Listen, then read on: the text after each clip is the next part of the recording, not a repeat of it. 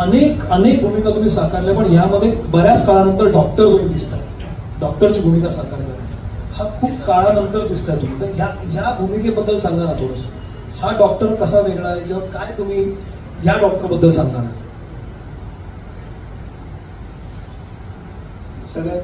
सगळ्यात पहिल्यांदा मी साहिल शिरवईकर आणि त्याचे वडील राजेश शिरवईकर यांचं अभिनंदन करतो की यांनी हा असा विषय घ्यावा, म्हणजे अजूनपर्यंत कुणाला त्याची कल्पनाही आली नव्हती. असा जो विषय समाज हितासाठी कारणीभूत होईल असा एक, आणि डॉक्टरचं महत्व किती आहे हे लोकांना कळेल. म्हणजे त्यांच्याकडचा बघण्याचा दृष्टिकोन, त्यांच्याकडे त्यांच्याबरोबर होणाऱ्या ज्या गोष्टी घडतात त्यांच्याबरोबर ज्या योग्य नसतात त्याबद्दल त्यांचा दृष्टिकोन निश्चित बदलेल.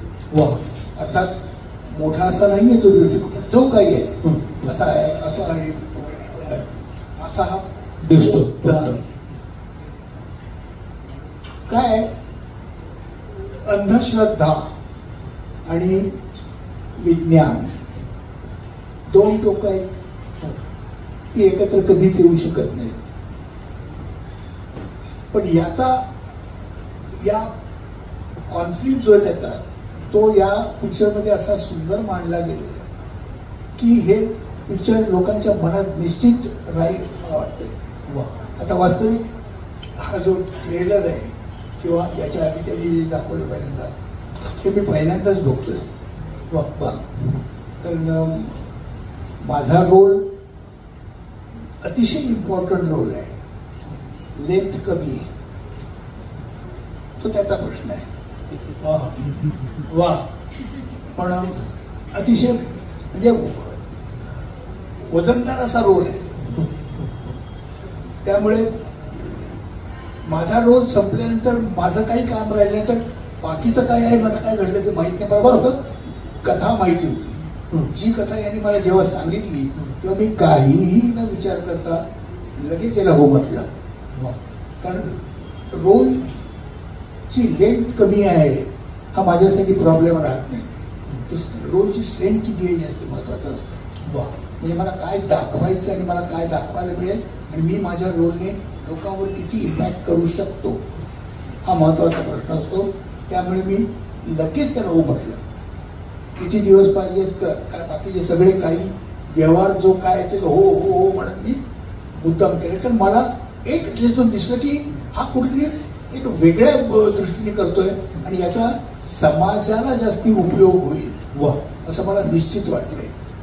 त्यासाठी म्हणजे लोकांनाही साथ द्यायला पाहिजे.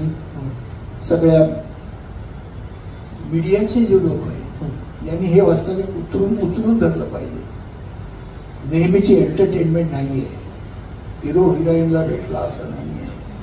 हा एक ज्वलंत प्रश्न आहे समाजातला आणि तो तुम्ही जर लोकांपर्यंत पोहोचवलं तर नाही, त्याची वस्तुस्थिती जर लोकांना तुम्ही काय आहे ती कळवली तर त्याचा समाजालाच फायदा होणार आहे. हे मीडियाने तुम्ही लक्षात ठेवावं असं मला वाटतं. मला खात्री आहे की ज्या पद्धतीने मीडिया आलंय आणि थांबलंय त्यात ह्या विषयाचं गांभीर्य आणि एकूणच या सिनेमाबद्दलची कुतूहल जे आहे ते निश्चित आहे आणि त्याचा तुम्हाला इम्पॅक्ट पुढच्या काही दिवसामध्ये दिसेलच. माधव सर, खूप ॲग्रेसिव्ह भूमिका आहे किरवंताची. तुम्ही किरवंत नाटक काही वर्षांपूर्वी केलं होतं, पुन्हा एकदा किरवंत साकारताय. मला खूप ॲग्रेशन वाटतं याच्यामध्ये, या भूमिकेमध्ये सुद्धा. इतक्या काळानंतर पुन्हा एकदा किरवंत जगला तुम्ही. हा किरवंत कसा? मी तुला करेक्ट करतो. किरवंत नाटक मी केलं होतं पण मी किरवंताची भूमिका त्यात केली नव्हती. तर ती वेगळी छोटीशी भूमिका केली होती. पण ते नाटक मी जरूर केलं होतं आणि ते फारच तरुण होतो त्या काळात ते केलेलं नाटक होतं. तेव्हा तेवढी उमज किंवा समज पण मला नसावी असं मला वाटतं. पण यातली भूमिका प्रश्नच नाही, म्हणजे वेगळीच भूमिका आहे आणि करायला मला खूप कमाल आलीच. ताकद लावायला लागली बरीचशी. मला माहित नाही मी कितपत त्याच्यात यशस्वी झालोय. बरेचदा आपल्या जवळचं कुठेतरी गेलं किंवा काय झालं तर आपण जातो स्मशानामध्ये. तर एक नट म्हणून प्रत्येक जण आपण काहीतरी ऑब्झर्व करतच असतो. त्यामुळे असं ते ऑब्झर्वेशन कुठेतरी कामी आलं.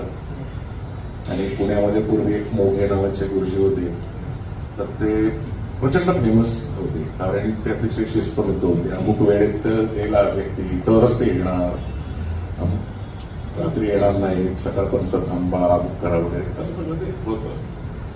त्यामुळे इंटरेस्टिंग कॅरेक्टर वाटायचं आम्हाला ते पुणेकरांना. मला मगाशी हे विचारायचं होतं की तुम्ही जो किरवंतमध्ये जो जे नाटक केलं होतं त्यातला किरवंत आणि आत्ताचा किरवंत ह्याच्यामध्ये जो काळ केलेला आहे तो काही बदल या किरवंतामध्ये दिसतोय का? अजिबात नाही. तो तशाच पद्धतीने तसंच आहे, सगळं तसंच आहे. त्याच्यात सुद्धा प्रश्न आहेतच, वैचारिक मतभेद आहेत. त्याच्यातलं सिद्धेश्वर शास्त्री असं काहीतरी त्या कॅरेक्टरचं नाव होतं आणि त्याचा धाकटा भाऊ वासुदेव, तर हे सुद्धा तो क्रांतिकारक आहे. फक्त तो काळ जो आहे तो इंग्रजांच्या वेळचा वगैरे येतो. त्यामुळे त्यांच्यात सुद्धा तो झगडा आहेच. तो म्हणतो की हे धुतांडे आहेत, कसलं करत बसलाय तुम्ही, कुठले विधी वगैरे कुठं कुठे आहे. तो त्याला सांगतो की हे काय आहे, अमुक काय आहे, नंतर मग आपण जगणार काय, परंपरेने आपल्याकडे आताही तसंच आहे, तसंच आहे. मला साहिल तुझ्याकडे यायचं. या सगळ्यामध्ये स्क्रिप्ट चांगली असणं हा एक भाग झाला, पण दिग्दर्शक त्याला नीट न्याय देईल की नाही ही एक भीती असते आपल्यामध्ये.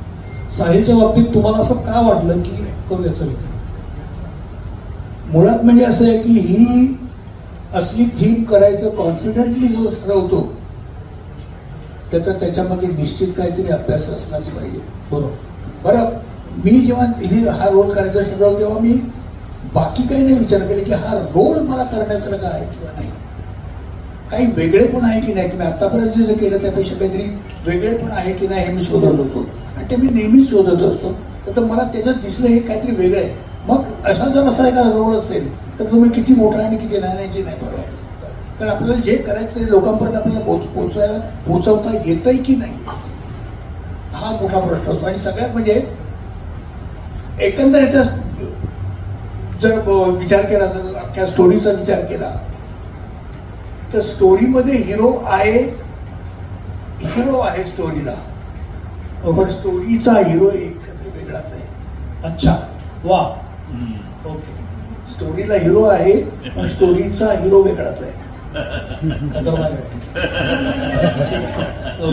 सगळं कळलं तुला असेल. मला सांगायचं नाही कोणाला, मी सांगितलं तर ती मजा आहे. सगळं मला जवळपास ते सुद्धा सांगायचं नाही. हे केलं मी मग ते केलं मग ते असं नाही. ठीक आहे, तुम्ही बघवा, तुम्ही ते जाणवून घ्या स्वतःला.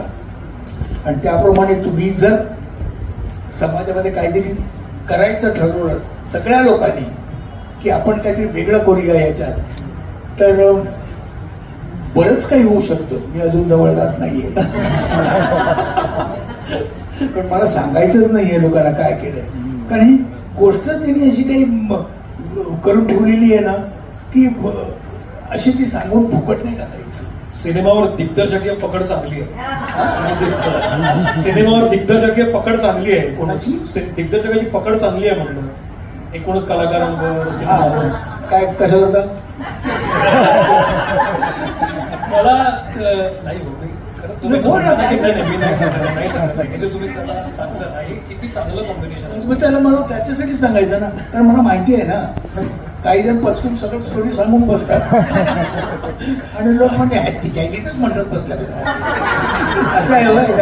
अशा सगळ्या या दोन एक्क्यांना कसं कन्व्हिन्स केलंस तू? साहिल तू सांग.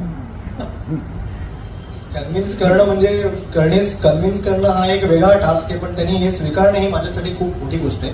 पहिलीच फिल्म असताना बेसिकली माधव सरांना मी बऱ्याच टाइमपासून ओळखायचो आणि अशोक सरांना जेव्हा मी भेटलो तेव्हा त्यांनी विचारलं ही भूमिका कोण करते? बोललं माधव अभ्यंकर. हे होतं आणि काही बोललं नाही एक्झॅक्टली. कारण तुम्ही जर एक किरवंत तर साधारण वेश डोळ्यासमोर दोन डोळे बंद आणलं, गारे डोळे, वेगळा असा उभा, ते त्यांनी मला म्हणजे नाव सांगितलं आणि त्यांना बरोबर पटलं. पण झालं काय आहे, फिल्मची ओव्हरऑल जर तुम्ही कास्ट बघितली तरी खूप अनयुज्युअल कास्ट आहे. की अशोक सराफ सर डॉक्टरच्या भूमिकेत, त्यांच्या अगेन्स्ट एक किरवंत माधव सर, त्याच्याबरोबर साथीला जयवंत वाडकर सर, शर्मिला, हिमांगी, भरत दाभोळकर सर, अजूनही काही ऍक्टर्स आहेत छोट्या छोट्या प्राईम भूमिकेमध्ये. म्हणजे असं नाही की कोण उभा झाला 2 मिनिटं दिसला आणि त्यांनी स्टोरी पुढेच गेली नाही, ओळखीचा म्हणून घेतला, हे नाही. पण त्या स्टोरीला किती इम्पॉर्टन्स आहे. सेकंड दुसरी गोष्ट मला अशोक सरांनी सांगितलेली, आम्ही त्यांच्या घरी एकदा डिस्कस करू तेव्हा, की मराठी फिल्म जे आता हल्ली काही काळात बनले आहेत ना, तो जो मराठी फिल्मचा एक दर्जा होता जो सरांनी त्यावेळेला जगलाय.